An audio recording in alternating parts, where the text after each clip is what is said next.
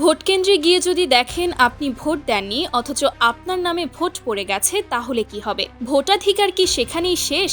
না, ঠিক সেই পরিস্থিতির জন্যই রয়েছে টেন্ডার্ড ভোট।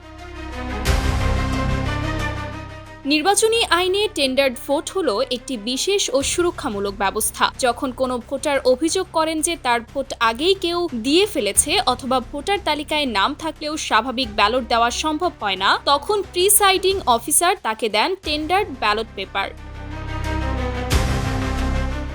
এই ব্যালটে ভোটার তার পছন্দের প্রার্থীকে ভোট দেন, তবে এই ব্যালট সাধারণ বাক্সে নয়, একটি আলাদা খামে রেখে সংরক্ষণ করা হয়। এখানেই প্রশ্ন, এই টেন্ডার্ড ভোট কি গণনা করা হয়? উত্তর না। সাধারণভাবে টেন্ডার্ড ভোট চূড়ান্ত ফলাফলে গণনা করা হয় না, কারণ এই ভোট রাখা হয় ভবিষ্যতের জন্য। ভোট জালিয়াতির অভিযোগ উঠলে, আইনি তদন্ত হলে অথবা আদালতের নির্দেশ এলে প্রমাণ হিসেবে ব্যবহারের জন্য। নির্বাচন বিশেষজ্ঞদের মতে টেন্ডার্ড ভোটের উদ্দেশ্য ফল পাল্টানো নয়, বরং ভোটারের অধিকার রক্ষা করা এবং অনিয়মের প্রমাণ সংরক্ষণ। অর্থাৎ টেন্ডার্ড ভোট হলো এক ধরনের নীরব সাক্ষ্য, যা বলে দেয় ভোটাধিকার কেড়ে নেওয়া হলেও রাষ্ট্র তা নথিভুক্ত করে রাখছে। নির্বাচনের স্বচ্ছতা আর গণতন্ত্র রক্ষায় এই ব্যবস্থার গুরুত্ব তাই অপরিসীম।